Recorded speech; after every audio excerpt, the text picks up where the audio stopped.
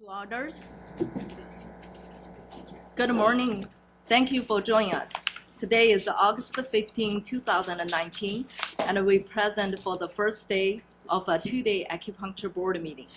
The meeting is taking place in the Sun Room, Five Branches University, 1885 Langley Avenue, Suite 108, California, 95131. The meeting will be webcast. The time is now 9:34. Gammy, please take a roll call to establish a quorum. Okay. Dr. Matecki? Present? Chan? Present. Chimino? Present. Paravedian, marking as absent. Kim? Present. Lee? Present. And Osorio, marking as absent for now. Thank you, Tammy. So first, I would like to thank Five Branches University to hosting our meeting here, and also thank for our staff for helping to coordinate the meeting over here. It has been a very busy 8 weeks since last board meeting in June.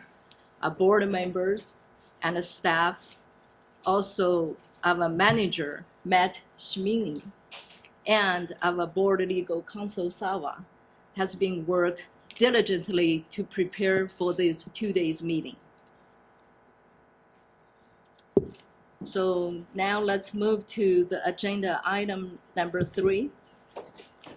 The board will now hear public comment for items not on the agenda. Please limit your comment to 2 minutes.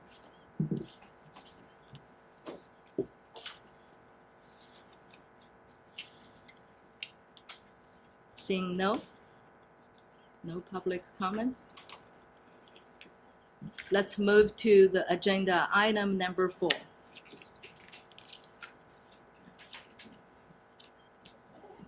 So how about we take a break to 10 o'clock?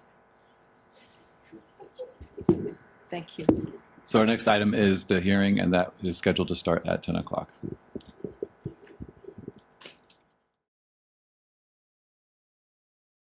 Restart a roll call, please. Tammy. Dr. Matecki? Present? Chan? Present. Chimino? Present. Paravedian, marked as absent. Kim? Present. Lee? Present. And Osorio. Yes, present. Thank you. Thank you, Tammy. So let's start with item number 4, petition for early termination of probation. Mr. Gregory Willis, please. Hello. All right. Good morning. We are on the record in the matter of the petition for early termination of probation filed by Gregory Willis.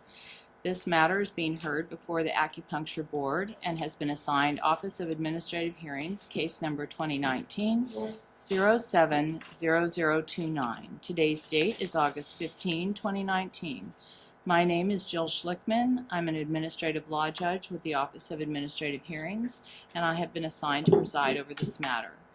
At this time, I will take the appearances of the record, starting with the Attorney General's office. Thank you, Your Honor. Alice Wong, Deputy Attorney General for the people of the state of California. Good morning. Good morning. And Mr. Willis, I understand you're representing yourself today. I'm going to go over the procedures that we follow for your benefit. The burden of proof is on you to establish that you're entitled to early termination of probation. Ms. Wong will first offer the jurisdictional documents, including your petition and any documents you have submitted in advance in support of the petition. She will then make an introductory statement explaining your license history and the history of the violation. You will then be given an opportunity to present evidence to the board. I know you have brought with you a couple of additional documents today, and I have provided those to Ms. Wong and to the board members. We'll discuss that at a later time. You are allowed to testify on your own behalf, and you're allowed to call witnesses. I don't think you brought any witnesses with you today. Is that correct? That's correct. All right. So when it's your opportunity to present your evidence, I will put you under oath, and you can just testify in a narrative as to what you'd like the board to know. The members of the board and Ms. Wong may ask some questions of you. You have the right to raise any legal objections to any questions if you have one. In making your presentation, please bear in mind that the board has read your petition and all the documents that were submitted in advance, and has reviewed the underlying disciplinary order. So it's not really necessary to represent that evidence here, to represent it, but the board is primarily interested in your evidence of rehabilitation, and they may ask some questions about the underlying discipline, but your presentation should focus on what you've been doing since your license has been placed on probation. After the petition has been heard, the board will meet in closed session for deliberations, and a written decision will be mailed to you as soon as possible. Do you have any questions about the procedure? No. All right, perfect. I will also note that the documents that have been provided and will be marked and received in evidence today contain a report by Dr. Broder. That report I'm suggesting be placed under seal. Ms. Wong, would you have any objection to that? No, Your Honor. Okay, and Mr. Willis, that's for your protection because it is a medical record, so we would normally seal that from the public view. Oh, All right. that sounds wonderful. Thank you. Okay, and so I will take care of that after the hearing. There may be some additional identifying information in the documents, such as a social security number or a home phone number. Any information that is not your address of record will be, I will do my best to redact that for your protection as well. Okay? Thank you. All right. Ms. Wong, you may proceed. Thank you. I'll start with the exhibits, and Exhibit 1 is the petition for penalty relief, and all the documents contained in Exhibit 1 were submitted by Mr. Willis, and I've included them in Exhibit 1. They are the narrative statement, letter of recommendation from Christian Hoffert, spelled Hoffert, Misha Cohen, Cohen, Diana Trong, Trouy, Sally Broder, and 2 certificates of completion of 16 hours of drug and alcohol awareness class, and a completion of 160 hours of clinical Chinese medicine. Exhibit 2, for jurisdictional purpose, is the notice of hearing. Exhibit 3 is a declaration of Christine Brothers, who is the policy coordinator at the California Acupuncture Board, which certifies the authenticity of the documents relating to Gregory Willis' probation file. And those are the exhibits 4, 5, and 6. Exhibit 4 is a decision and order in the matter of the statement of issues against Gregory Willis, effective date February 17, 2017. Exhibit 5 are the quarterly review of Gregory Willis during the term of his probation. Exhibit 6 are the biological fluid testing records of Mr. Willis. I would ask to move those exhibits into evidence. All right, thank you, Ms. Wong. I have marked those exhibits and they will all be received in evidence. Briefly, in my opening, I thank the board for being here. We're here on a petition for early termination, which was filed on April 18, 2019 by Mr. Willis. Mr. Willis was issued his acupuncture license on February 17, 2017. It is a restricted license with 3 years of probation with terms and conditions.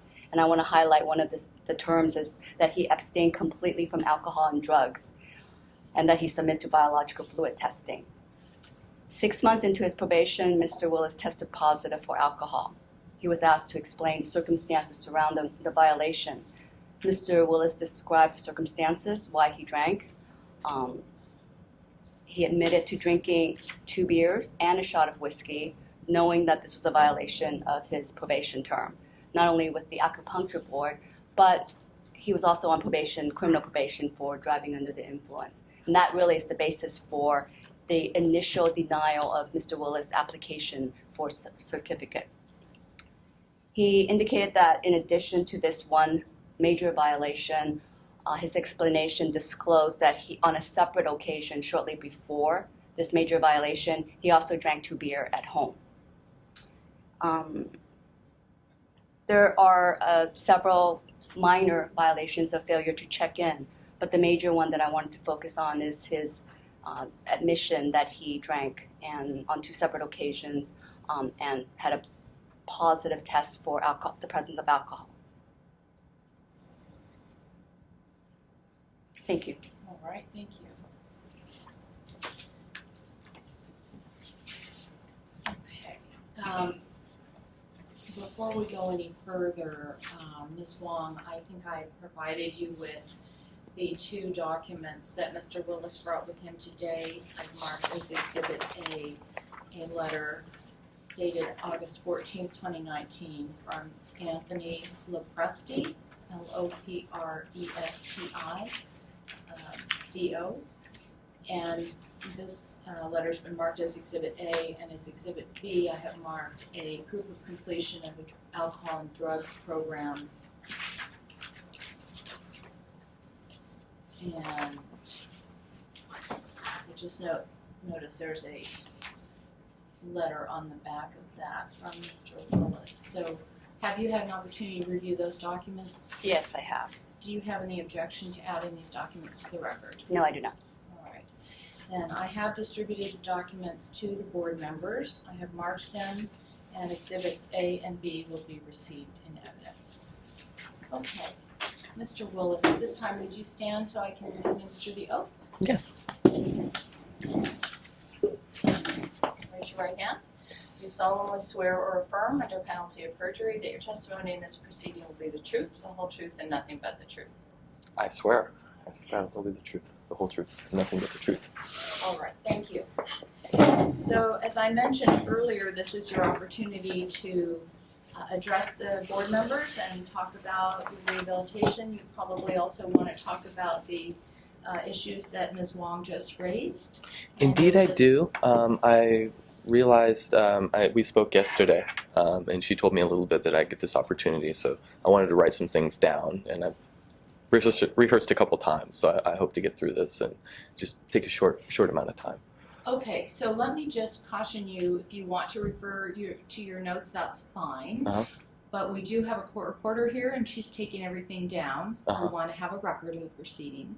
And when people read something, they tend to speed up quite a bit, and Yes. it makes it very difficult for a court reporter to keep up. Got it. So if you are going to read your notes, just make sure you don't speak too quickly, okay? Thank you very much. All right, go ahead. Okay, so my name is Gregory Willis. Keep your voice Up? a little louder. Speak Louder? loudly Okay, so sorry. we can all Yeah, hear. yeah. It's hard for me to know my own volume. I'm not used to speaking in crowds. I appreciate the board's time as well as everyone else, administrative law judge and the attorneys and reporters as well. I'm requesting early dismissal on behalf of my family, my friends, and colleagues, patients. I would like to state that I am truly sorry for my actions. No one is ever proud of driving drunk. I have had great difficulty in finding employment, getting respect from my peers, clients, and those people who do choose to employ me. I have brought shame upon myself, my family, and the practice of Chinese medicine. Driving on the road is dangerous enough. I am very lucky to have survived the last 9 years in driving in the Bay Area without being involved in a serious motor vehicle accident. I sympathize with Mothers Against Drunk Driving. I have come around full circle to realize the error in my actions. I fully realize how much of a threat to the public someone that chooses to drive while intoxicated can be. I do not blame the Acupuncture Board for the enforcement of the probation. The struggles in the last 5 years have been the greatest in my life, but I don't expect the board or the general public to care. I violated the probation in 2017. I failed to utilize the tools that I had learned in the 12-step program. I failed to call a friend when I was faced with being out of money and being homeless. I failed to meditate. I failed to ask God for help when I could not count on myself. My mistake was surrendering to a roommate that wanted me to go out to a bar and have a good time. I'd been depressed and she wanted to cheer me up. The decision nearly cost me everything I had worked for in my entire life. I'm very lucky to still have an acupuncture license. I am more equipped now. I have friends that I can count on, like the ones who submitted the letters. I practice Tai Chi every morning on Saturdays at 9 o'clock in Golden Gate Park. My instructor was going to come, but he had a medical emergency and he couldn't make it today. I also practice standing meditation at home. I like to write and journal when I have, issues and frustrations. I also pray and ask God for help. I've had more difficult times since violating the probation and have not drank alcohol. I have never been drunk for any job in my entire life. My family and friends have suffered greatly. My folks are retired, and as a result of my mistakes, they have given me far more money than I deserve. My brother has loaned me thousands of dollars that I've not paid back. And my friends have given me more support and care than I had ever thought possible. Dr. Lepresti has given me more of a chance than I have earned in his clinic at the Holistic Health Center of Walnut Creek. I nor my friends nor my family can afford for me to make another mistake like this in the future.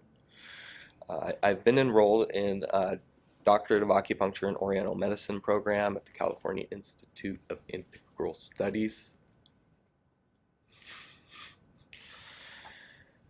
I am very late in finishing. If I were to be granted early dismissal, it would greatly help me in graduating on time. I would like to put more time and effort into my capstone project on the inhibition of prostate cancer growth rates with Asian herbs in vitro and in situ. I am also wanting to expand my practice at Holistic Health Center of Walnut Creek by credentialing with insurances. If granted early dismissal, this would make the process of credentialing much easier. I have had good results with treating the public and would like to make myself more accessible so the public has more access to acupuncture services. The one thing that has helped me the most with rehabilitation is treating patients. I have found a new sense of self-worth in helping others. I have an obligation and duty to help society and my community. I need to take great care of myself so I may take better care of the public. And that's it for now. All right, thank you. Ms. Wong, did you have some questions for Mr. Willis? Yes, I do. Thank you. You commented on it during your opening statement, but can you summarize the reasons why you need to have the probation terminate earlier? Like I say, I'm very late in pushing deadlines for my graduation. So as far as I knew, there was a policy by a greater credentialing agency, ACAOM, I believe, and I'm not very clear on this because I believe that has changed. But CIIS policy mandates that I should have been finished by now, and I'm not. And I don't want to say that it's the fault of the probation because it's my fault. And it's my obligation, and it was my choice to engage in a doctoral program, which I chose to do before I realized that I was going to be on probation. And I don't want a lot of that time, money, and energy wasted, and I want to finish my research. So it's more that you're trying to save money and time. It's not that you can't finish your program, correct? I am in danger of being cut off of the program, and that is a stress that continues to wear on me. And I don't want to waste the time, money, and energy that I've already spent. Are you currently working full-time? I am currently working, I spend full time plus working. The actual time treating clients is 4 days a week. So, let's see, it's close. I work 10 to 5, Tuesday, Wednesday, Friday, and I work 1 to 9 on Mondays at ACTCM clinic, mostly doing massage. Do you understand that being on probation allows the board to have oversight to ensure that you're in compliance with the terms and conditions of your probation? Yes. I note in one of the letters of support, and that would be, you can turn to Exhibit 1, and that's AG 6. One of your support letters from a Christian Hoffert. Yes. He commented that he's aware that you have been actively working on sobriety since 2016 and that you've had struggles and obstacles to overcome your journey to sobriety. Do you see that in the second paragraph of his letter of support?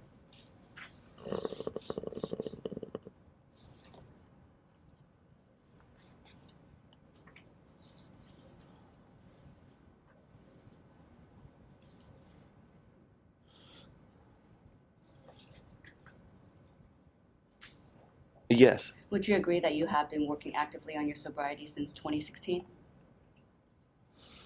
2016. Yes. And would you agree that you have had struggles and obstacles that you've had to overcome in your journey to sobriety? Yes. Are you today still actively working on your sobriety? Yes. And do you believe that the terms and conditions of probation, which require you to abstain from alcohol, is a way to help you with that journey to sobriety? Yes. And why did you start actively working on your sobriety in 2016? Was there a significant event that happened? Well, there was the DUI prior. Okay, so the criminal conviction of driving under the influence in April of 2015 was one major reason why you started your path to sobriety, correct? Yes. Yes. And you were given an opportunity to have a license by this board in 2017 by a stipulated agreement that you entered into. Do you recall that? I do. Yes. And it requires you to abstain from alcohol completely for 3 years of probation, correct? Yes. But on July 27, 2017, that's 6 months after being on probation, you decided to go out with a friend at a bar and drank 2 beer and a shot of whiskey, correct? Yes. I'd like to turn to Exhibit 5, page 51.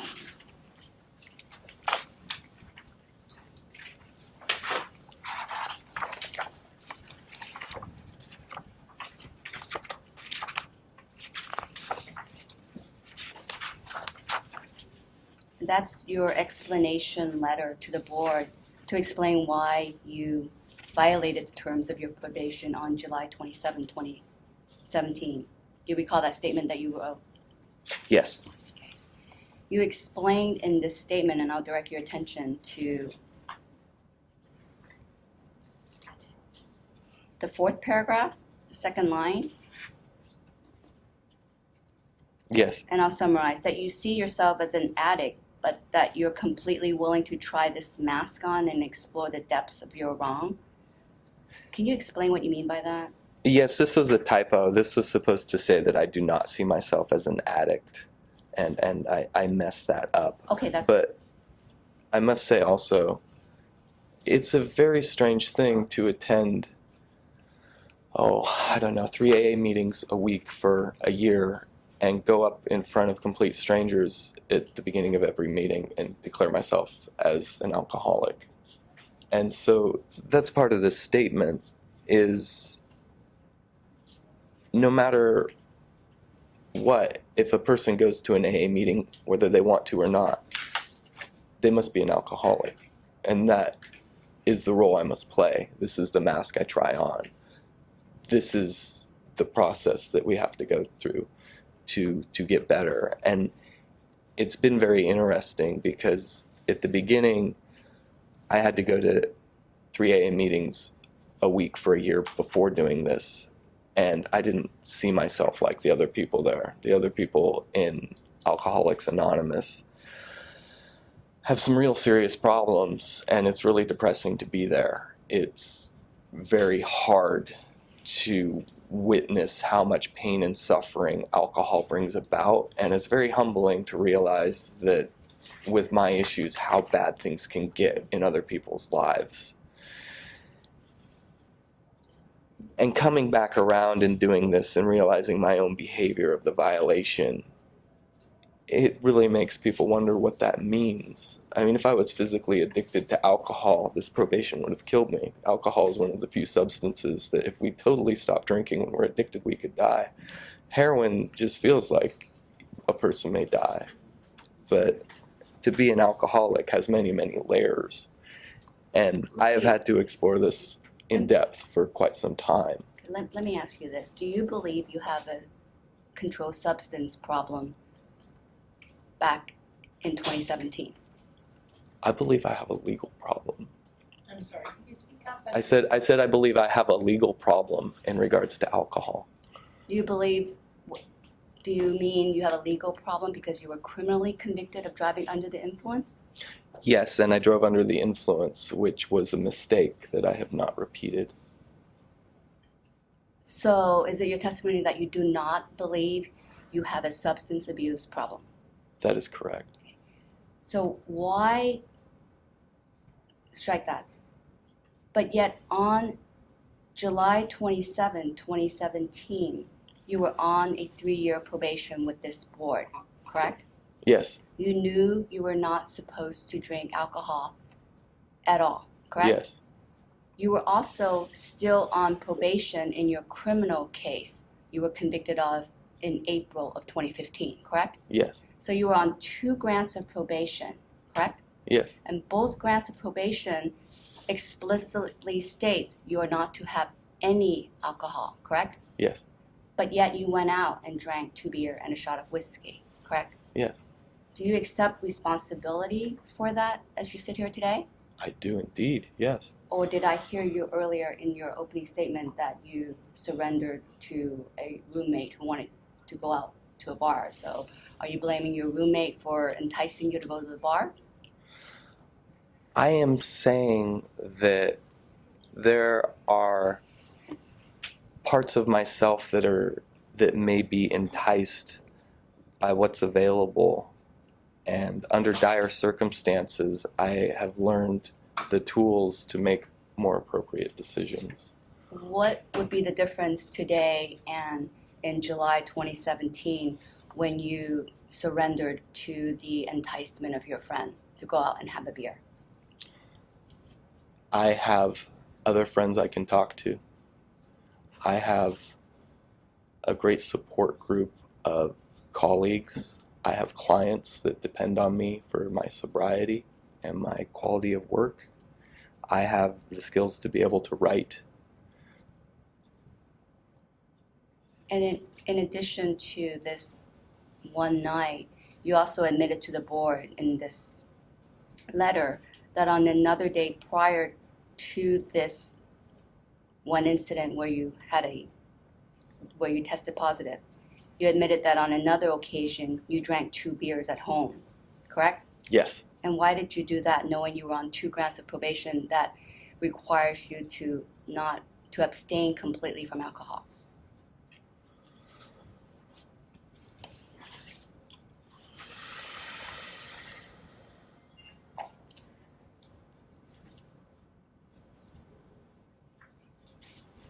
I didn't realize how strict the probation was. I agreed to it. But I didn't really think that was an issue because I was not drinking at work. And this is where a lot of things changed for me. And this is where I began to explore the depths of whether or not I'm an alcoholic. And this is where I've learned. So as you sit here today, you don't think you have an alcohol problem, is that correct? That's correct. You don't believe that probation will help you toward your path to sobriety, I believe probation has helped me with my path to sobriety. but you believe you no longer need that, correct? I do, correct. And why is that? Because it has to come to an end at some point. I mean, I guess you could argue, why don't we just keep me on probation for the rest of my life? And then when would I get an opportunity to prove that I'm ready? But that's not the case though, Mr. Willis. You are on 3 years of probation, which will terminate next February 2020, correct? Yes, I'm focused on the fact that you were on 2 grants of probation on the dates in 2017, yes, but yet you chose on 2 separate occasions to drink alcohol, yes, to disregard the law, essentially, of your criminal case. yes, You could have been in violation had the criminal court become aware of your violation, correct? yes, And in this case, you would admit that it is a major violation to drink when there is a term that requires you to abstain from drinking, correct? yes.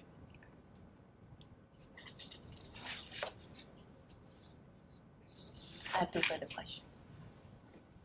All right, thank you. Dr. Mateki, do you have any questions for Mr. Willis? Yes. Thank you, Judge. So, Mr. Willis, when's the last drink you had? On this date mentioned, they ask me every quarterly report, and I tend to forget, so I have to look at the paperwork.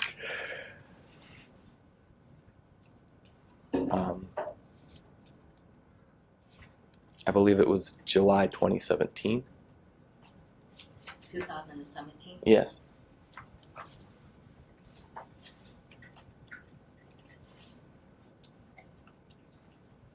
And I know there is a question about a missed the test, so I just want to know when the last Missing a test. missing the test. Yes. Was there a missed test or missed call-ins? Did you miss a test? I'm not aware of ever missing a test. I should direct the panel to my reference earlier, and perhaps we can.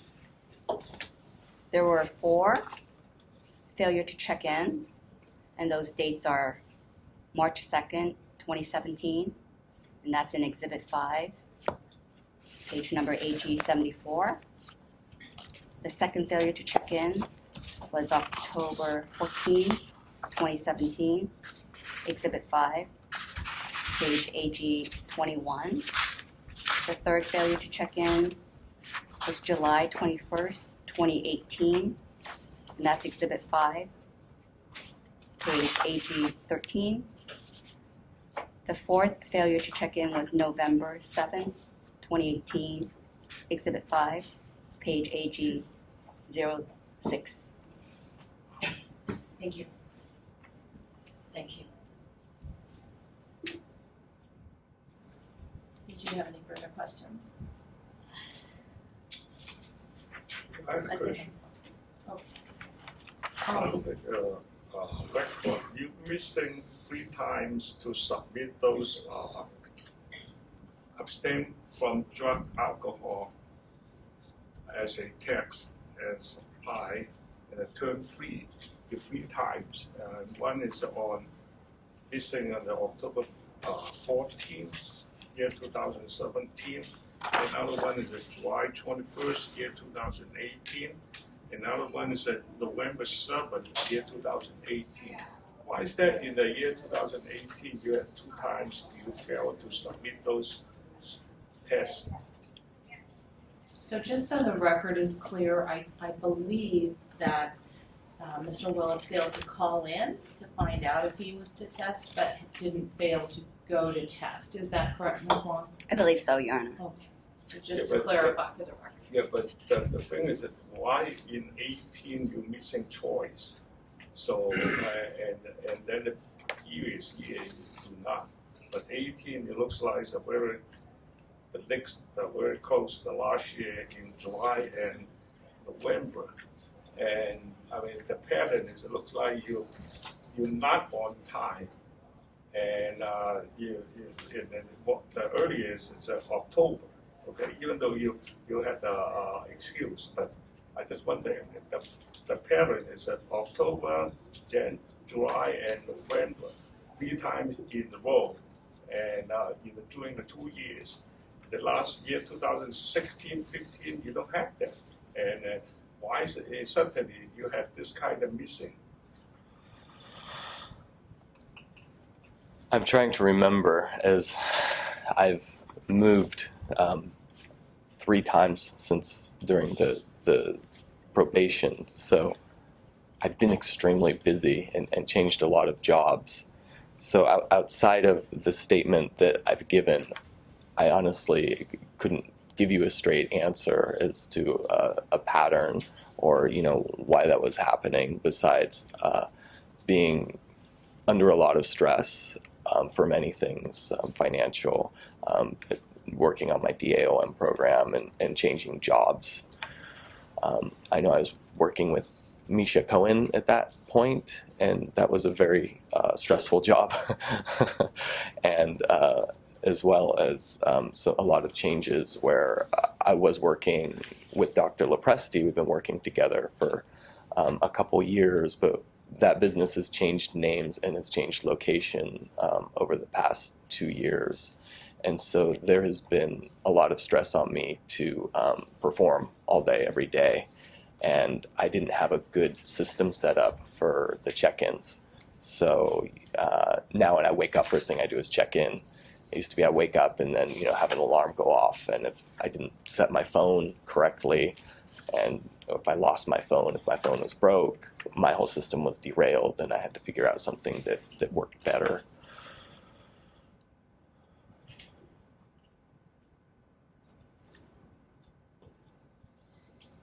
So in other words, you had something keep you more busy and forgot to submit those things, and which you understand you in the probation, and you missing that as in your record, the violation of the probation. So I just still don't understand why you keep 3 times during that 1 year, even though a different year. Okay, but this is a record being shown up in your case, and you missing that you violated 3 times, even though you had an excuse. But that's the probation you have to show you are completely out of the alcohol and combined with the law. But you failed it 3 times in the 1 year, 12 months. Yes, it was not my intention. Yeah, I understand, but that's the thing is that I don't understand is that you think something else is more important than your violation to the probation. That's what I try to understand. It wasn't that anything else has a higher priority. It's more that I was stressed to survive and scrambling at every minute of every day to get what was done directly in front of me. And I never meant to let probation come second or third or anything like that. All right. Okay. Mr. Kim? Yeah, that's it. Okay. Before you graduated from your program, what did you start in school? I spent 7 years in junior college, studying many things. Biochemistry was what I went to Chico State to study. And I realized I hated math, and I wanted to study music and dance. And they didn't fund me for music and dance. And I was also studying Chinese language. And I had been practicing Tai Chi since 2000, And my teacher told me that if I really wanted to learn about Chinese culture, I should learn Chinese medicine, brush painting, and Chinese language. And she's passed since then, and I chose to sort of take everything I was doing and engage in Chinese medicine when I had no idea what it was, and I'm really, really lucky I did. I got 2 associate's degrees. I did not finish the bachelor's degrees because they told me I had too many units. I had so many units that I was nowhere near a degree, and Chinese medicine, I had every prerequisite they could ever ask for. All right, thank you. Mr. Osorio, do you have any questions? Yes, I do. I heard your introduction, and I think it's very compelling. One of the things that I wanted to hear was, I know that I read up about alcoholism, and it's one of the things Mr. Sir, I am having trouble hearing you.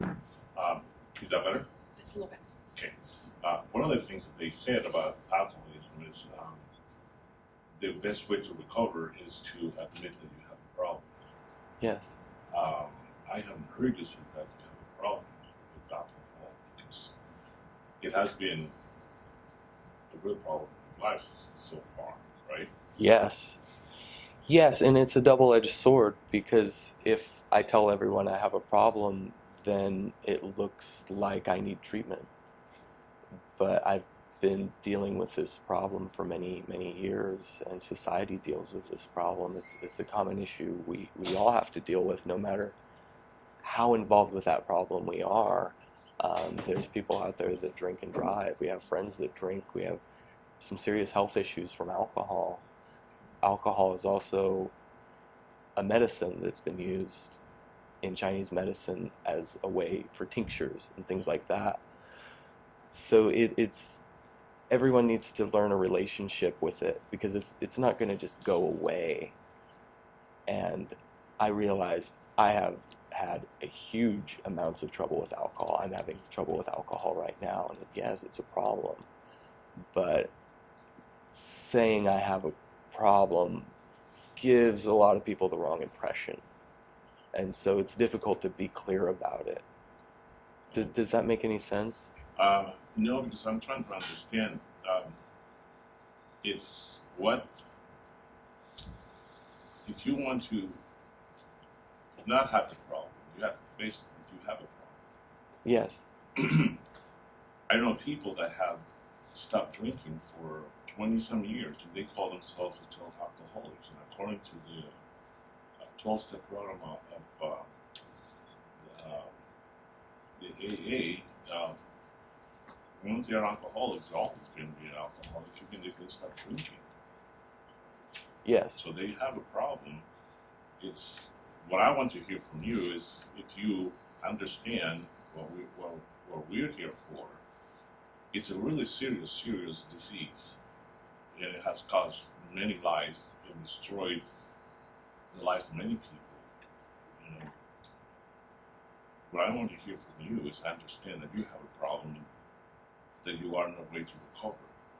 Yes, I have a problem, and I'm on my way to recovery, and I will continuously be on my way to recovery for the rest of my life. It isn't something that just goes away. It's something that's continuously there and will always need to be dealt with. Good luck with that, okay? Thank you very much. All right. Mr. Lee, do you have any questions? Okay. Mr. Semino? I don't have any questions at this time. All right. Any other questions from the board? No. Okay. Then this will conclude the hearing in this matter. The case will be submitted and the record is closed. We are off the record. Thank you.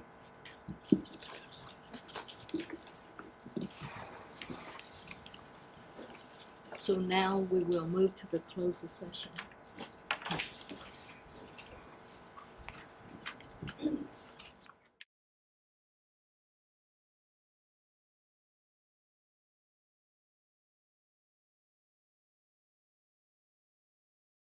Reconvene to the open sessions. and it's at 12:05. We will take a break for lunch for an hour, so we'll be back at 1 o'clock.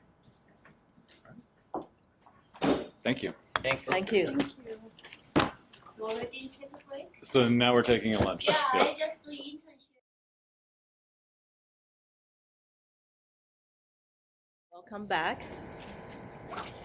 Let's start with a roll call, please. Tammy, Dr. Mateki, present? Chan, Present. Tamino, Present. Arbedian still absent. Kim, Present. Lee, Present. Osorio. Present? Thank you. Thank you, Tammy. So let's start with item 7. Review and possible approval of the June 13 to 14 board meeting minutes.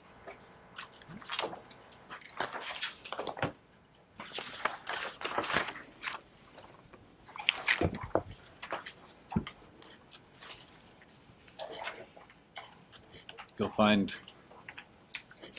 find that the meeting minutes are on item 7 tab, item 7. Any members find anything that was not agreeable or misrepresented in the minutes?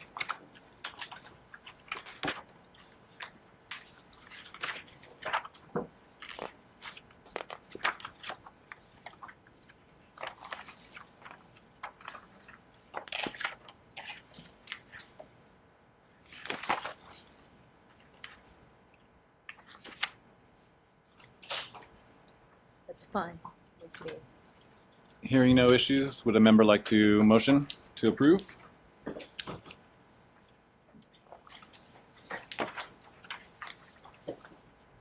I move to approve the board meeting on June 13, 14 meeting minutes. We have a motion from Dr. Mateki. Do we have a second? Yeah, Sorry. I'll go ahead. I second that. A second from Mr. Osorio. Let's go ahead and take a roll call vote, please. Okay, to accept the board meeting minutes, Dr. Mateki, Yes.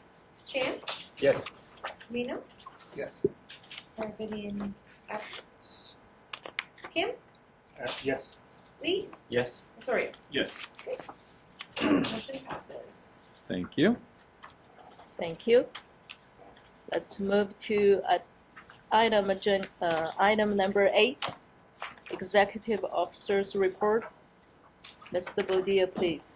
Thank you, Dr. Mateki. Before I start with that, I just wanted to echo President Mateki's compliments to Five Branches University. We are very grateful to be able to host this meeting here. And you may have noticed that we have removed the Five Branches logo, and that is nothing personal. It's just to show that we are impartial. We are not presenting this school any greater favor than any of the schools that we regulate. So it's just a procedural thing, but we are grateful, and especially to be able to bring attention to our processes to the students and licensees in this area. We're appreciative of the joint effort for outreach. Thank you. For the staffing update, we've had some changes at our board. Madam Tammy Graver has retired, and so we will be seeking another board liaison shortly.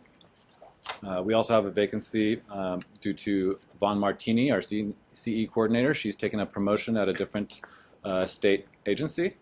We will miss her. She really helped keep our CE desk tight and orderly. Additionally, our education coordinator position will be filled by Monday. They will be starting Monday, and we are really happy to receive additional help there. And that is it for my staffing update. For the budget update and the fund condition, as well as the board member services update, I would like to present our Central Services Manager, Matt Nishimine. He will be taking us through the fee audit report later as well, but I thought it would be great to have the budget report provided by Matt. Thank you, Matt. Thank you, Ben. Thank you, board. It's nice to be here in front of you again today. I just gave you a packet with this color, and the first document is the fund condition. It's identical to the one in tab item 8B. It's just blown up. point of order. For the public's awareness, these are the same tablets or the same charts that are in our public packet, and we've also provided extra copies in the back. They're just blown up so that the members can read them more easily. Thank you, Matt. Yes. So we're looking at the fund condition statement. This fund condition statement is just our current status. It does not include a proposed fee increase, so this is just where we're at as of today. You'll notice in the middle of the page, it's grayed out. Our revenues are at about $2.627 million. Moving down, there's an orange stripe. This is just below our expenditures. This has to do with our business modernization IT project. You'll see to the left of the orange stripe, there's a 1147. That was the approved funding for the 1920 budget year for our IT system. And so why are there no further numbers? Well, the proposal is based upon it's a one-year proposal, and then we have to go back for a second year of funding, and then we have to go back for ongoing funding. However, as part of the deliberation for the 1147, the initial year funding, the Department of Finance was concerned about our structural imbalance, as we all are. And we've indicated to them in message to the Department of Finance and to the administration that we would be implementing a fee audit effective 1/1/2021. If that fee audit does not go through, it is highly unlikely that the Department of Finance will support second year or ongoing funding, because it will exacerbate our structural imbalance and it'll drive us to insolvency sooner. Moving down, we have the red. So the red stripes there, that is showing our impending insolvency in the 21-22 year. At the very bottom, there's a blue stripe, structural imbalance. This gives you a sense of what the structural imbalance is. It's increasing from 1.3 million, 1.5 million, 1.6 million to 1.7 million. So that is in part what we need to bridge with our fee audit. With our fee increase. So I just want to give you the state of affairs there. The next page is our expenditure report from the 18-19 fiscal year. It's very similar to the ones we've presented. Sorry, this is the report that's in the packet now, or back in the yes, folder? I'm sorry. I did not give you one in the red. I didn't blow it up. Because This will be item 8B, tab 8B. Second page. it's a second. Thank you, Ben. Okay. So this is the expenditure report from the 18-19 fiscal year. It's very similar to what I reported in the previous two board meetings. The one caveat is that we did not go into contract for the digital print services. As you are aware, and as I've reported in the past, we're in the process of digitizing our files. However, the bids came in really high, and we are looking at other vendors now, and so we decided to table it until the 19-20 fiscal year.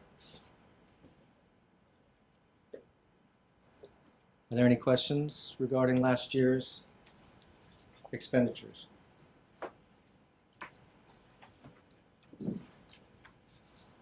Okay, then I can move on to the next part of the presentation, which is the board member services update. So, Ben just mentioned the retirement of Tammy, but I wanted to also chime in and recognize Tammy's contribution to the board. She's been our board member liaison for about 6 years, and she just did retire. So we're wishing her nothing but happiness in her retirement. We know that she's going to be enjoying spending more time with her grandchildren, and we wish her nothing but the best. I'd also like to recognize Ms. Christine Brothers, who you all know. She's our policy coordinator. Christine has been instrumental in helping us to ramp up our legislative and regulatory priorities. We could not have accomplished all we've done this year without her, so I want to recognize her. Christine will be taking time off to give birth to her third child, and Christine is such a super lady. Just want to recognize her. And we're wishing her and her husband Stephen and her whole family much, much happiness. Next, I would like to announce that we've completely overhauled our board member services. Starting with this August board meeting packet. I hope you've noticed it and I hope you're enjoying it. For this session, we've enlisted the help of the DCA print, digital, and editing services to help create this packet, and we're really pleased with it, and hopefully you all like it too. I'd like to give special thanks to Gary Chazen and June Vargas for their help with the DCA. They're with DCA, and they helped with this. I'd also like to thank staff and board counsel, Salwa Bojak, for adjusting to the new timelines. We had to push our timelines up about 3 weeks to get this done to the printing services. So our timelines were much more accelerated this time. So I want to thank you. Okay, so now with the board member services, the changes. So I am now the main point of contact for all board member administrative services. Ben has graciously delegated that authority to me. So if any of you ever have a problem, I want you to contact me immediately. However, I'm not the only one.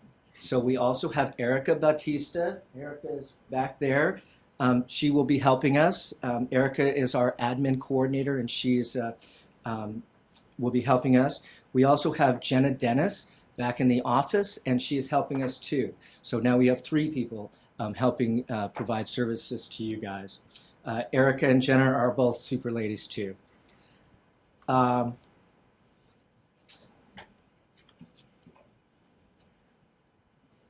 So the next thing I would like to announce is our board member training. Now, I mentioned this at the last board meeting, and this is something we plan on rolling out after the new year. We're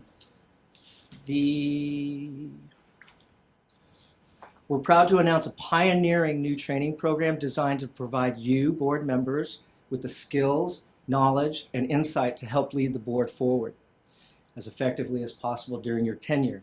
The purpose of the training is to better educate our board members on operational and fiscal and policy matters, while also exposing you to the daily activities to board staff. We want you board members to gain real-life perspective on how the decisions you make as board members impact the operational activities at the board level. The goal is to empower you. We want you, our board members, to be the most well-informed and best prepared board members you can be. The board proposes a voluntary program, 1-day initial training seminar in Sacramento. We want to bring you, either 1 or 2 at a time, to our headquarters. And subject matter will include an annual budget training module, where you'll learn the annual budget cycle, you'll learn how to read the governor's budget, you'll learn about the typical annual budget adjustments made every year and how they're calculated. You'll learn how the board can request additional resources. You'll find out what a budget change proposal is. You'll learn how the board can ensure board staff has all the resources we need to move forward to get your priorities done and to protect the public. There'll be a legislative module. You'll learn about the legislative cycle. You'll learn how to track bills. You'll learn where to find legislative analyses. What is the administration's position? We'll show you where to find that. And we'll also show you how you can assist in legislative development. There'll also be a regulatory training module. You'll learn about regulatory timelines and how board members can assist in the efficient review and approval of proposed regulations. You'll learn about the difference between regular regulations and emergency regulations. You'll learn about what DCA's role is and what agency's role is, what the department's legal affairs unit's role is. And we'll get a glimpse into the newly formed legal affairs regulatory unit as well. You'll learn what the budget office's role is, the DCA budget office's role is. And then you'll learn about the Department of Finance's role, and then finally the Office of Administrative Law's role. You'll also meet with the board's licensing, enforcement, and administrative staff. Staff will provide a briefing on their respective functions and duties. This will allow you board members to better understand the actual daily activities of board staff. You'll have an opportunity to learn and experience what staff actually do on a daily basis, so you can understand better understand the impacts you're making on the board staff. You'll have an opportunity to meet with various DCA units. We like to coordinate meetings with the executive staff, fiscal services, including accounting and budgeting, the travel unit, the Office of Information Services, the Division of Investigations, and any other units, so that we can demonstrate the value of DCA's centralized services. This is pro rata. This is where the board's pro rata dollars are being spent. So it's important that you understand where these costs are going. It's common to hear others complain about pro rata, but we think their complaints are unfounded, and we want to show you why. Currently, the board's pro rata costs, not including DFI, are approximately 10% of our budget, which is typical for administrative overhead assessments. And so we want to show you really where this money's going. There'll be a travel training seminar for those board members interested in making their own travel arrangements. Of course, you can always rely on us to make your travel arrangements, but some of you may prefer to make your own. So we want to provide you this option. We'll have a business modernization IT update. So we'll work with the Office of Information Services to provide that briefing. And we'd like to schedule appointments to meet legislative staff and/or legislative members. And finally, there'd be a clearinghouse session. And this would provide you an opportunity to address any particular subject matter you want and that you care about. As you can see, we have a lot of subject matter to cover. And because there are so many valuable components, we'd like to break the training not into one, but into 2 training seminars. And they would be spaced apart, maybe 6 months or a year apart. So that we're trying to work on that now. This will allow you board members to initially learn the most critical pieces of the training. We're calling this cohort 1, and then go back, continue with board business, and then return for cohort 2, which is more of a deep dive. So again, this is voluntary, but we hope all the board members choose to participate. We think it would be really helpful in preparing you for your tenure with the board. Are there any questions? Thank you, Matt. Okay. And that concludes my portion here. Thank you. Thank you. Thanks.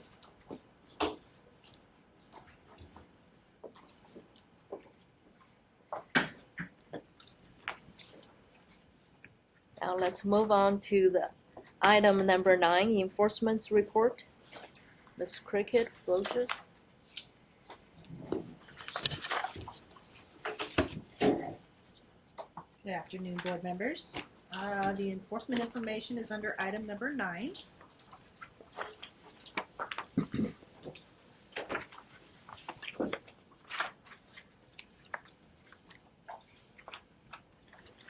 The first page of my report here is the actual first page from the last board meeting. We're bringing this back to you because Member Harbedian pointed out an error, or what seemed to be an error at the time, with the investigations portion of this page. He had questioned, I believe it was discipline by another state. The numbers really didn't jive, which didn't sit with me well. So when I got back to the office, I did a little bit more research and determined that when we pulled the data from the reports we ran and entered it into an Excel program, we highlighted the column to see how many cases were initiated. We highlighted the header cell as well. So each one of these numbers here that has been crossed out, you'll see every single one is one number off. So we wanted to bring back to you the accurate stats. Any questions or comments about that? Okay. So if you'll now turn to the quarter 4 enforcement report. We have broken down this first portion of this report a little bit more. Member Chan had asked us to indicate what the subtotals were under the unprofessional conduct. So we did find a way to break those down so you could see the miscellaneous categories that fall within unprofessional conduct. And then also showing that the actual number received, the grand total is the number 10. So you'll see we have record keeping, Unprofessional conduct, which was 3. Misleading advertising, we received 1. Misrepresentation, 1. Office responsibilities, 1. Office conduct, we had 3, and HIPAA violations, we had 1. Cases we received for unlicensed or unregistered, there were 12 total received. For the criminal charges / convictions, we received 17. 7 of those were on applicants. 10 of those were on actual licensees. Sexual misconduct cases we received were 2. Fraud cases were 9. Non-jurisdictional were 2. Incompetence and gross negligence were 5. Unsafe, unsanitary office conditions were 1. Other categories 0. Substance abuse, drug and mental physical impairment was 0, and discipline by another state were 0.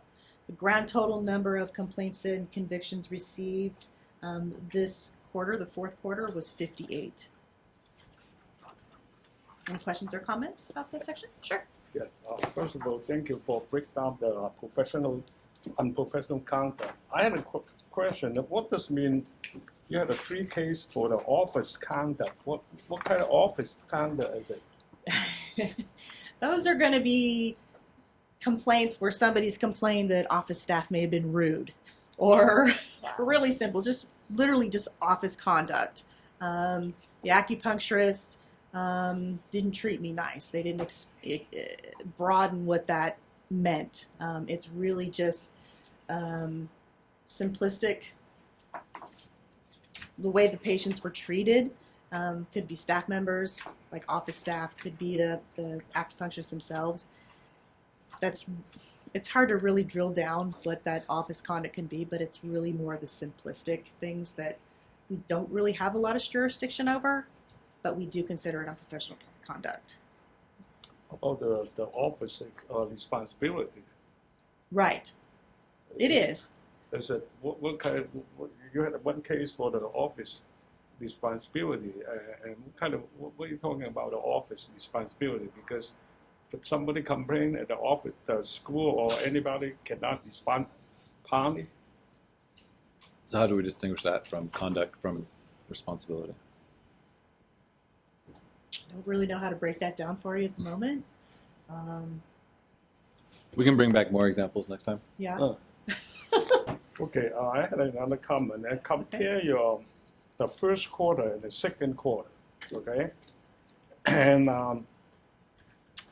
you break down those unprofessional conduct. In the 1st quarter, you had total is 36, and the 2nd quarter only 10. So they dropped a lot, and probably summertime or winter time or whatever. The complaints that we receive, they go in peaks and valleys. Okay.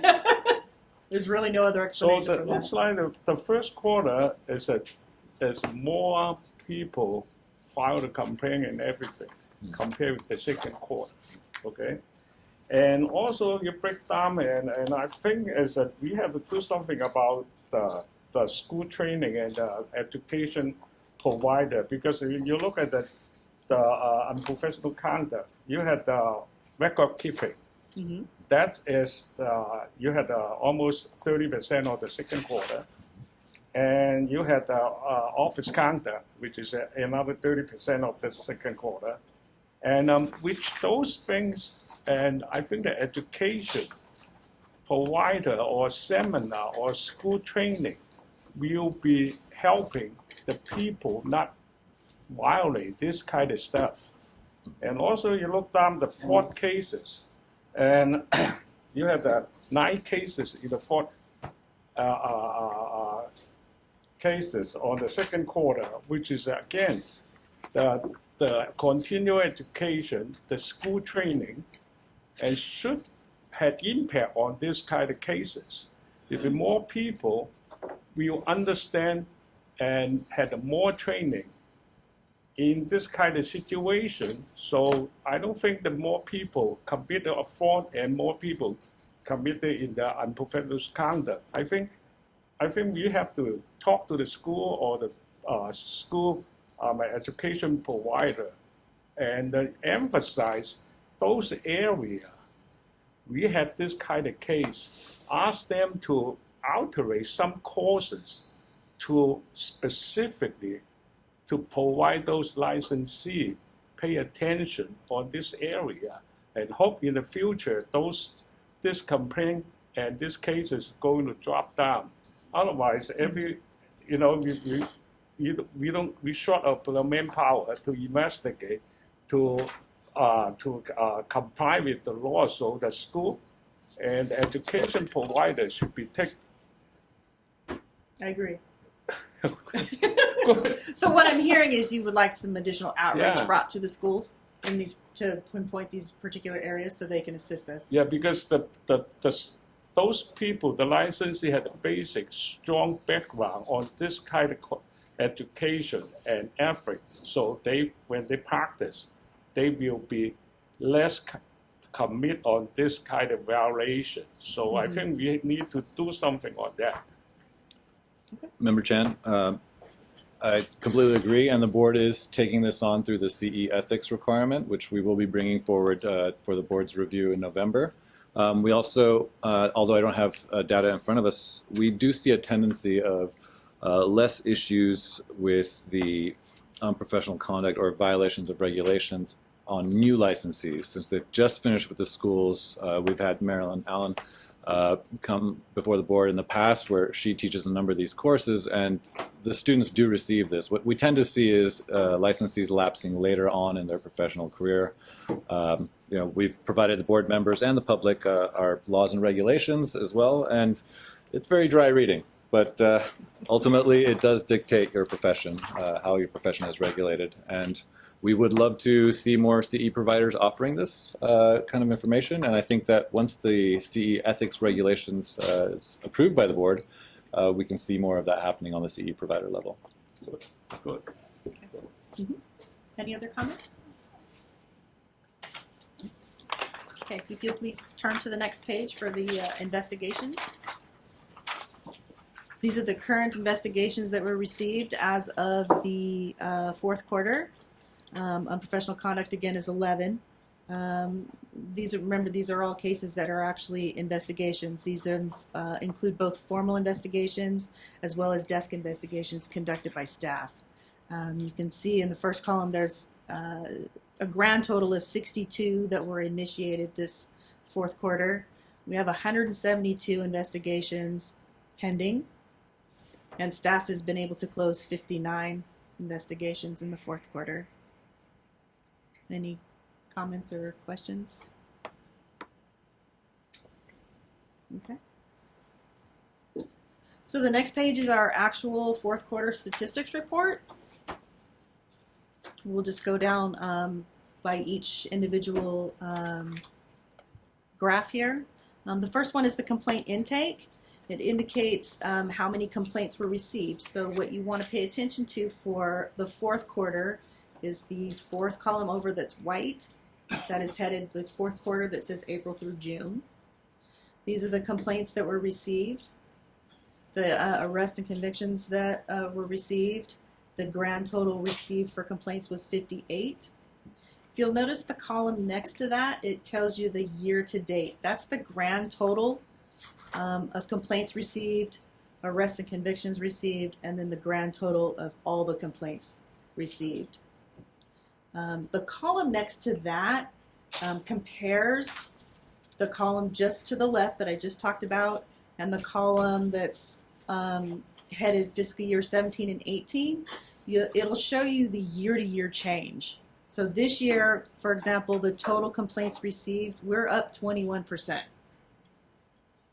So we tried to bring this to you to show you what the year-to-year change would be with each one of these individual brackets. So the first one is considered our performance measures, which is the volume of convictions, complaints, and arrests. And we thought that this would give you a broad overview to see how enforcement staff is working from year to year. Okay. The second little graph there is the PM2 cycle, which is our intake. It shows you quarter four. The average number of days to process the complaints we received was 6 days. We were required to process those in intake our target is 10 days. So you'll see that we're well under that. As far as the year to date, our average is 5.5 days, but you'll see just a slight increase just because of that 0.5 from the year to date difference. PM3 cycle is the average number of days to complete the entire enforcement process for complaints investigated but not transmitted to the Attorney General for discipline. This includes the intake, investigation, and case outcome for non-AG formal discipline. So you see for the fourth quarter, all of the investigations received were 57 within the fourth quarter. The average cycle time to process these are 137 days. The column next to that, you can see the grand total of year to date. The average, the all investigations received, we received 229, which was up 1% from last year because we received 2 additional investigations. The average cycle time of the investigations was 136 days, which is 22% down from last year, which last year we were, it took us 174 days. We've gone down to 136, which is a big accomplishment for the enforcement unit. The next section is shows the percentage of days. It shows how many investigations were closed within the respective time frames. 37 cases were closed within up to that 90-day mark, which is down from the previous fiscal year by 48%. And so forth and so on. You see 91 to 180 days, we had 4 cases closed, where again, we were on the downward trend for each one of these spans of time, which again is a big accomplishment for enforcement. The next section is the average time frame reflects the length of time it took to process the citations that were closed within the respective quarter. We had 3 final citations in the fourth quarter. It took us an average of 98 days to close that. That is within the, includes the intake, investigation, and then to actually issue the citation. You'll see that this number went up 35%. That just means we closed the we didn't get the citation issued as early as we would have liked to, which drove our percentage of the average cycle time up. Any questions or comments about the first page? So if you turn to the second page, we have our PM4 cycle time, which is the time that it takes for discipline. The average number of days to close cases transmitted to the Attorney General for formal disciplinary action. These cases include formal discipline and closures without formal discipline. The example are withdrawals and dismissals. Our target time to process cases that go to the Attorney General's office is 540 days. You'll see for the fourth quarter, we had 4 cases that were transmitted. Grand total for the year, we had 18. Last year we had 14, so you'll see our total of cases that were transmitted to the Attorney General were up 29%. The total cycle time for these fourth quarter was 687 days, which is a little bit above our target. However, the average for the year was 427 days, which is down 8% from the last fiscal year. The next section shows each individual type of case or category. AG cases initiated were 3. The average cases that are pending at the AG as of the fourth quarter were 11. Statement of issues that were filed were 0. We filed 1 accusation. Total cases that were closed after the transmission to the AG were 4. We didn't have any revocations. We had 2 voluntary surrenders. We had 1 person placed on probation within the quarter. We had no license denials or public reprimands, and we closed 1 without disciplinary action. And you can again compare the 2017-18 fiscal year to the current 18-19 fiscal year, and then you can see the average year-to-year change for those categories. Any questions or comments about that section? No? Okay. Moving on, the next section is the percent, and these categories show how many cases were already assigned for discipline, were closed within the respective time frame.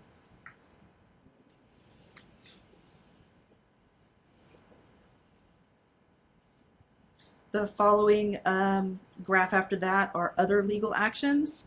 PC 23 is ordered, which is ordered by the Superior Court, and the board staff request the Attorney General's office to go in and ask the judge to suspend or put a suspension on the license because we feel that there's a danger to their clients. So PC 23 is ordered for the 4th quarter. We didn't have any. You'll see year to date though we did have 2, which was up 100% from last year, which we didn't have any. The interim suspension order is extremely similar, and you'll see that we haven't had any across the board for those. Those are not usually done anymore. We usually have a tendency to lean towards the PC 23s, where the judges can get in there and court order those. Okay. Any questions or comments? Thank you, Ms. Borges. I want to commend you for holding up the enforcement unit for the last 2 quarters. As we've heard earlier, Christine Brothers has transitioned to our policy coordinator, and Cricket has been taking care of the enforcement this whole time. That said, I forgot to mention that we did have Andrea Pina start with us in the middle of July, so we do have our second enforcement analyst, and she has assumed all the responsibilities and caseload that Christine had, so she'll be closing those out and starting all the new ones coming in as well. Thank you to both of you. Thank you. Thank you.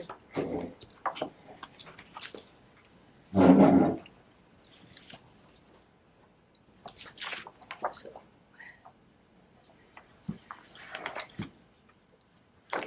now let's move on to the agenda item number 10, review of the Capital Accounting Partners Fee Audit Report. Mr. Dan S., please. Come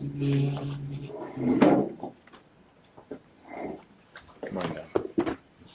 Well, good afternoon, Madam President, members of the board. Thank you for allowing me to be here today, and thank you for allowing myself and my firm to conduct a fee audit for you. This, I think, was the 9th fee audit, or what we call a fee study, that we've done for various boards and bureaus of the Department of Consumer Affairs, and I think I'm starting to get the process down. Also, I like to start these presentations with an acknowledgement of your staff, too. It's terrific working with Ben and my partner over here, Matt. I greatly value the collaborative approach. These projects come up with the best results in a spirit of collaboration, working together, and so I really value and appreciate Matt and the opportunity of working with him. So with that, okay. Matt just has a new job activity added to his job description of being the official PowerPoint forwarder person.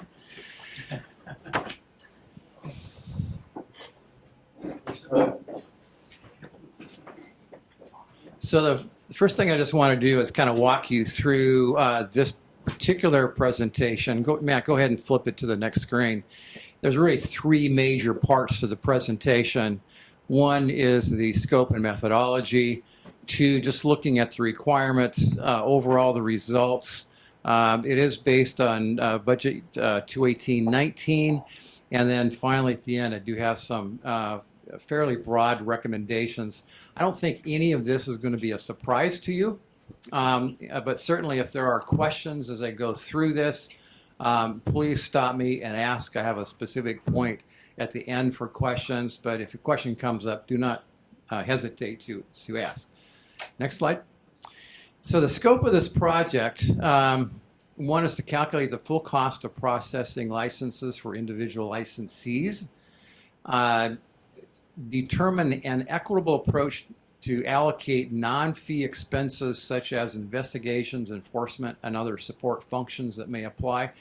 And in these projects, this is actually the most, I would say, complex part of these projects, and for reasons that I will show you in just a few minutes. Certainly to develop a growth scenario, and that's really a growth of resources to primarily do investigations, and then develop a long-term fee projections for 5 to 10 years. Go ahead, next slide, please. A couple of basic assumptions. One is that all budget expenditures will be fully spent. Generally speaking, most organizations control their budgets by keeping actual expenses lower than budgeted expenses. In this model, though, we assume that all budget expenses will be spent, because that's the only logical conclusion that we could, or assumption that we could work with. Secondly, the results are a snapshot in time and may vary depending upon when the fee schedule is adopted, or if it is adopted, or some portion of that is adopted. So we're not looking at results over time. We're really looking at a snapshot in time, and what are the results? What is the budget? What do the costs tell us what's going on today? Next slide. So the process that I use is fairly simple. It's robust in the analysis, but conceptually the process is fairly simple. First thing we're trying to do is establish the full cost. This is really the full cost from the standpoint of the organization. At this point, we're not looking at an individual fee. It's just the full cost of the organization, understanding the various components of cost and where it's all coming from. The second part of the process is really looking at core business processes, determining the relationship of those business processes to specific fees. And much of the work that I do, this is the most important part of the project. In this particular case, for point number 3, the allocation of support costs, that's actually the most important part of these projects, is how to allocate enforcement costs, cost of investigations, policy and education, and as well as administration. So it's really a 3-step process. First of all, calculating the full cost of services from the standpoint of the organization, looking at the core business processes, and then allocating the cost of those processes to individual licensees. Is there any question that I may respond to about this particular piece? Okay, Ben? All right, so people often ask me, well, how do you know that you're getting good results? And I have some actual, calculated analysis of quality. One thing I'm looking at is I'm looking at sources of cost, which in this case is the budget. I'm also looking at projected revenues at full cost and looking at the difference. So in this case, we have a $345,000 difference between budget and revenues. And so I'm asking myself, okay, what's going on there? Where's that additional cost? How is that additional cost not being recovered?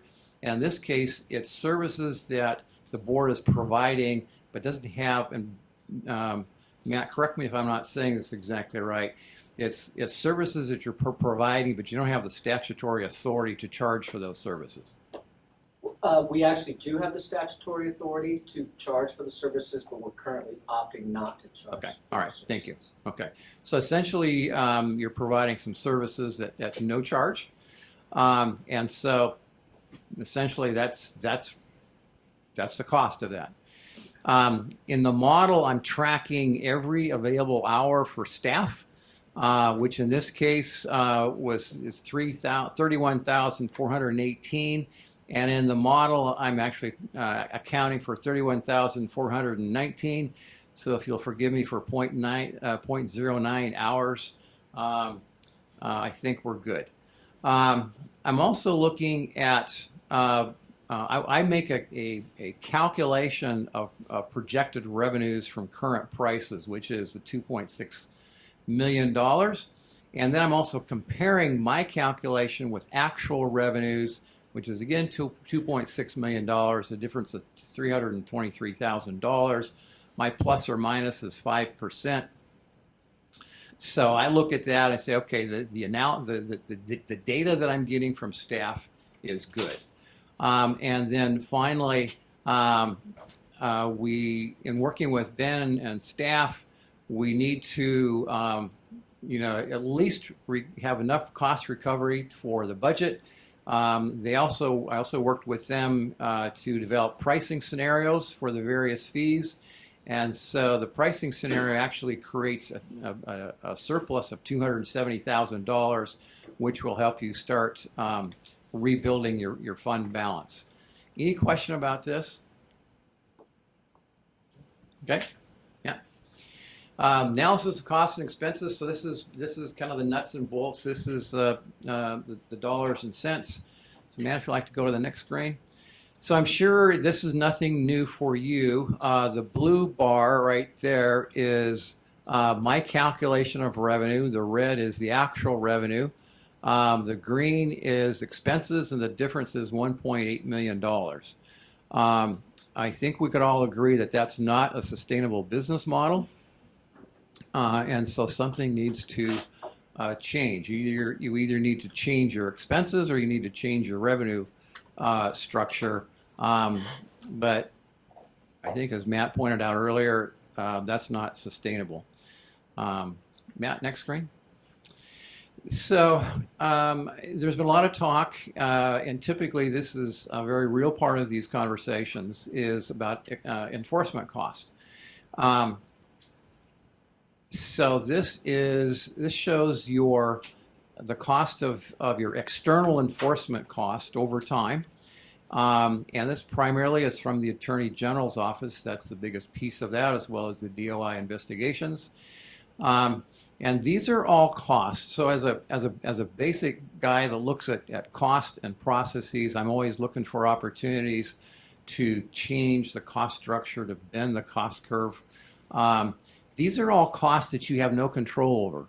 So when a complaint comes in and there's an investigation that's required, it gets turned over to the department or to the Attorney General's office. You have no control over what those costs are. They send you a bill. You don't have the option of going to find a cheaper Attorney General.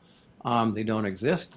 And Matt, correct me if I'm wrong, but the Attorney General's office just announced recently a change in how much percent? That's correct. So for the board, our total AG costs are going to go up about 33%, and that was effective. It will be effective in October. Yeah, thank you.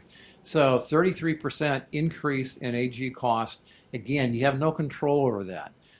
There's no market for cheaper attorney generals, and you need to have. There has to be some ability in your pricing structure for your licensees to recover that cost, as well as the surprises that may come along, like a 33% increase in Attorney General's cost. Any question about that?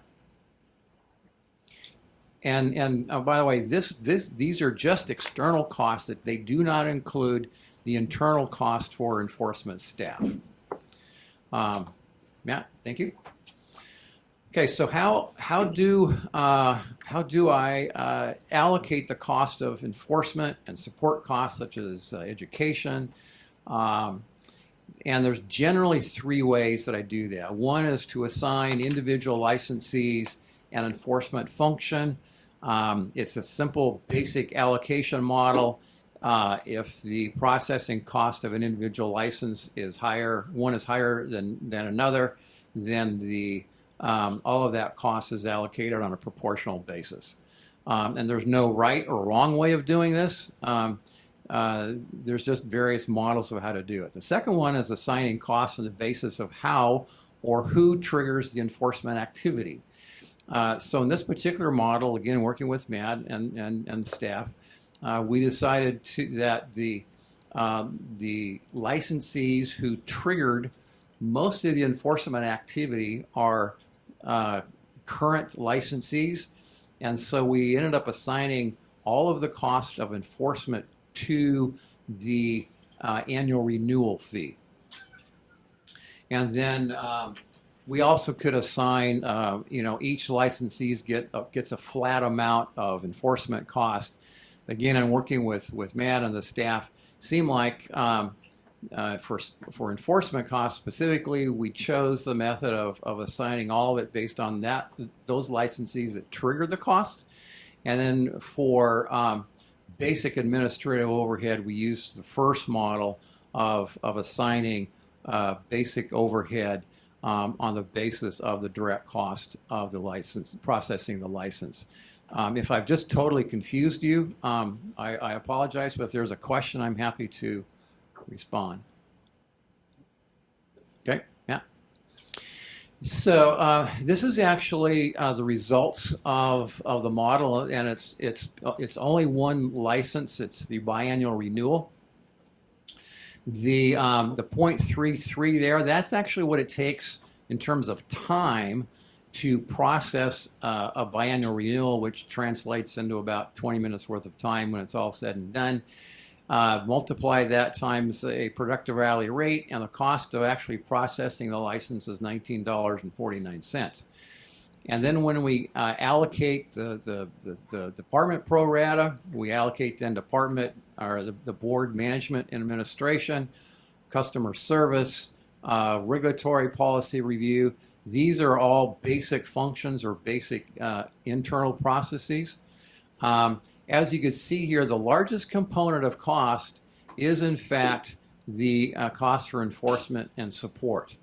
And so the total cost is $329, and that $251 represents the single largest component of cost. I'm frequently asked in these presentations, well, did we look at processes and did we look at any opportunities for process improvement? And I'm like the first guy on the planet to jump on that bandwagon and say, yeah, we need to be looking at processes. I do that all the time professionally. But this is a case where the cost is not triggered by the processing. You could institute all kinds of process reengineering on the processing of applicants, and it's going to have very little impact on your cost. The impact is going to be in the enforcement cost, and how you do that is largely outside your control. So $329, again, the single largest component of that cost is enforcement, which gives you some idea of the impact of enforcement on, in this case, your renewal. Yes, ma'am. So this one's not even include the new AG cost, right? The 33% increase, right? Right. Yeah. So you could expect that 251, to go up in the next couple of months. Okay. Any other questions? Thank you for that too, by the way. Matt? Okay, so building a sustainable future. Obviously, I don't need to tell you that your structural imbalance will not allow you to be sustainable for too much longer in the future. Matt, next slide, please. So these are my observations. One is you're not in a financially sustainable position. Again, the board does not have jurisdiction for on-site inspections. And my understanding, again, Matt, correct me if I'm not saying this correctly, but you are in the process of seeking that authority? Yes, and it's a priority for the board. It's in the strategic plan to enhance our enforcement-related activities. Good, thank you. No on-site inspection authority may mask the hidden enforcement costs, and then total enforcement cost, half of what we see in other boards and bureaus. So right now, If I add up the external enforcement expenditures, if I add up the in-house staff that are involved with enforcement, that's roughly 35% of your total cost, depending upon how I want to add up the numbers. So I mentioned at the outset that this is my, I think, 9th project of this nature for other boards and bureaus of the Department of Consumer Affairs.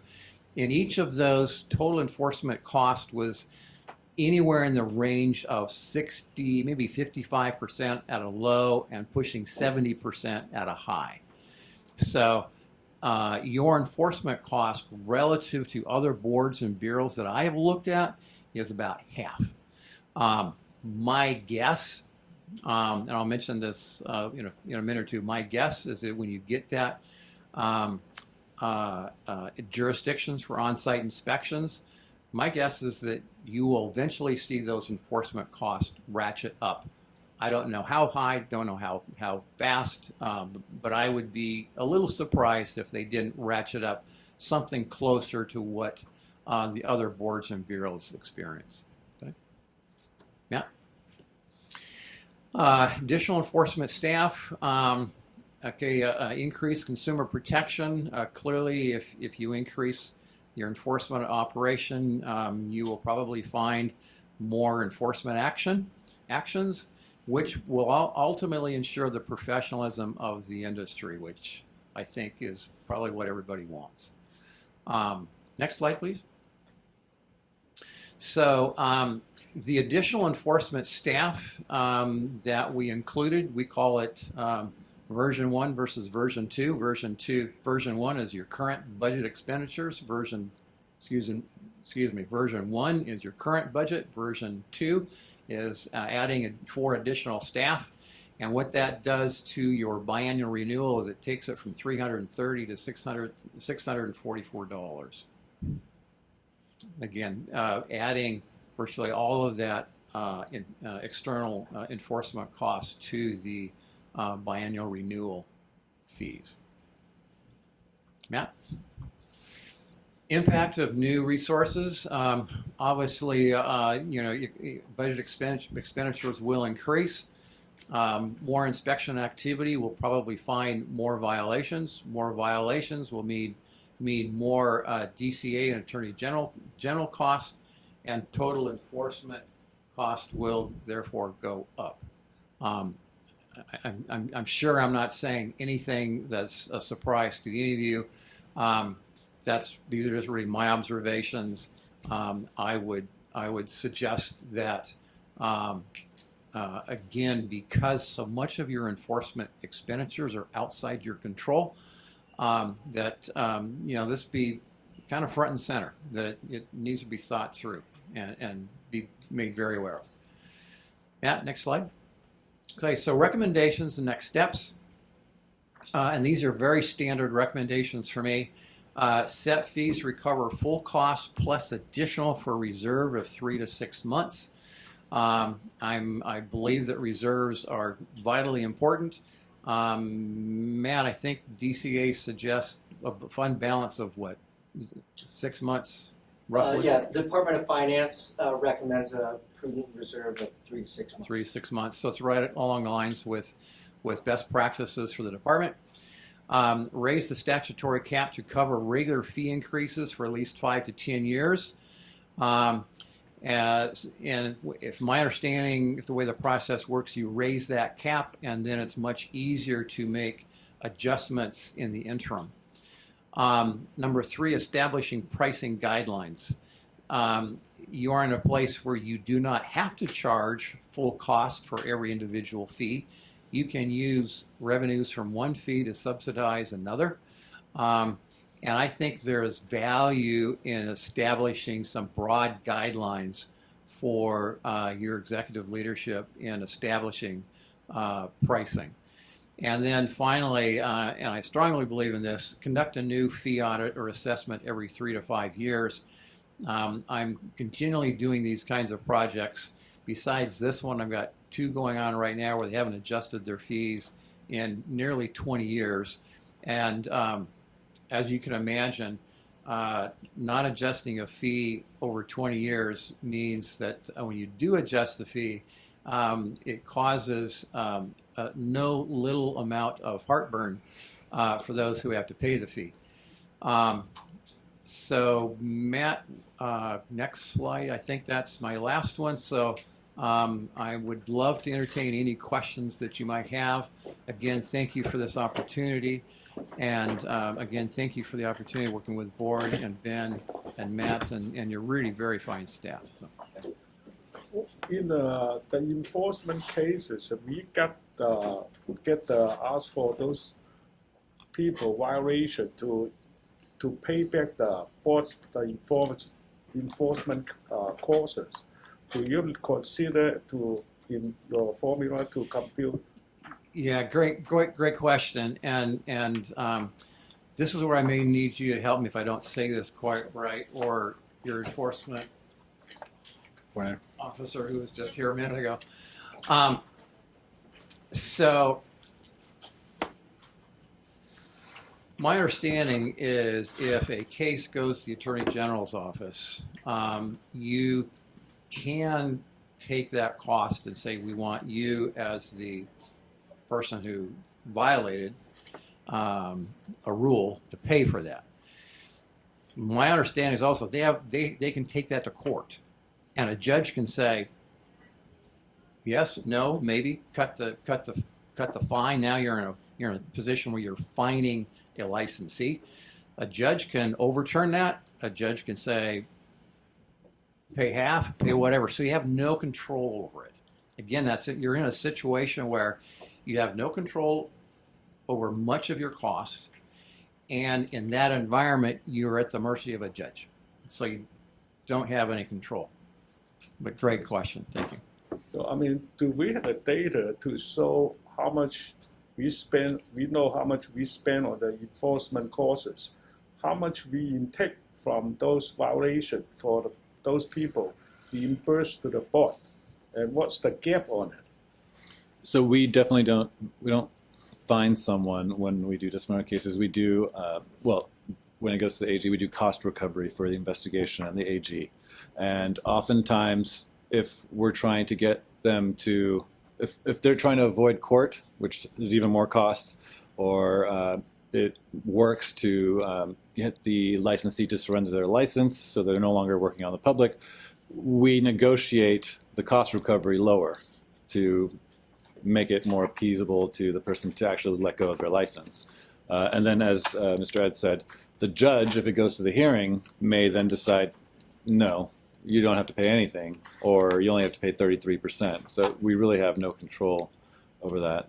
Does that address your question? So my question is, what's the difference when you do we have that data? The data. What you're taking from those cases, what you spend on the total enforcement costs, then you got to have some kind of percentage.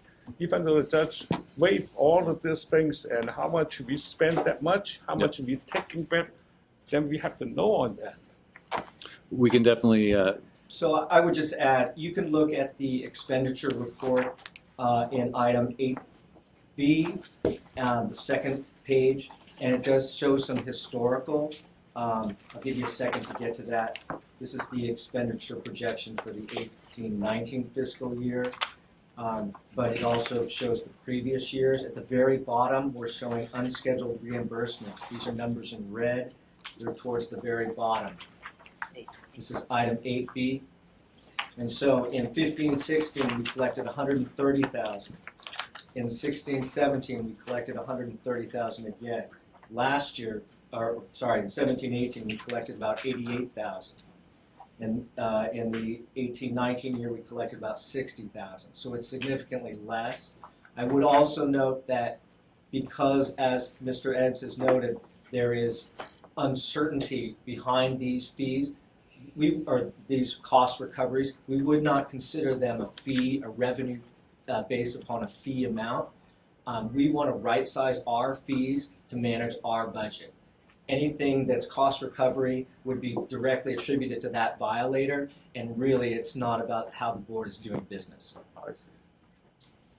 Okay. Thank you, Matt.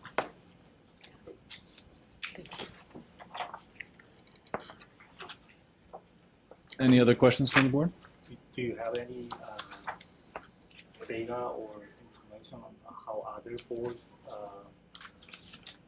enforcement cost per licensee? If I understand your question, is how do other boards and bureaus assign costs to enforcement costs or recover enforcement costs? Not recovery, but assignment cost per licensee. Cost per license. I mean, like what's a dollar figure? No, I mean, I want to see how the acupuncture board is. I could probably look it up off the top of my head. I don't recall any specific numbers or even ranges of numbers, but what I saw with $200 and some, assigning all of that cost to your renewals, I looked at that. It's not anything that's of surprise. And other projects, I've allocated that cost to maybe more fees than just a single one, but it was just, again, based on who's triggering the cost. So in some cases where there were like multiple licensee groups within one board or bureau, then I took that enforcement cost and used some data like the number of enforcement actions within each of those various groups to assign that cost. But there's nothing in the number that I saw that I showed you, nothing in the number that said, wow, that's really high.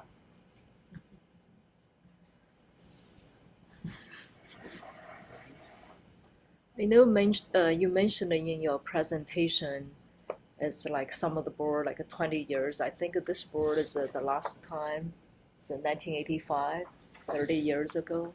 Mm-hmm. And do we need to start to consider those fee analysis every 5 years, how often? Because it sounds like this is 1985 is over 30 years ago. Mm-hmm. I think with Mr. Ed's recommendation, it'd be beneficial to have this as a recurring strategic plan item. If we have a strategic plan every 5 years, that's within Mr. Ed's recommendation. So it'd be good to keep revisiting it. Thank you. I really cannot speak more strongly about the need for a regular review of your cost structure. In 3 to 5 years, and I'm sure you all know this, there's enough in the regulatory environment that changes every year, let alone every 3 to 5 years, that can have a very dramatic impact on your costs. 33% increase starting with in October. Your AG costs that you have no ability to control. That's if I was a budget analyst, that would cause me to lose sleep. Yeah. Any other questions? Okay. Well, thank you very much again. Thank you for the opportunity of working with you and making this presentation and working with Ben and Matt. So thank you. Thank you, Mr. Ed. Thank you. Do you want to take a? Yeah. Let's take like a 15 minutes break. Yeah. Let's take a 15 minutes break. Please return at 2:30. Thank you. So that's making me worried. So that's a 18% increase. Yeah. So do you think that we can cut down?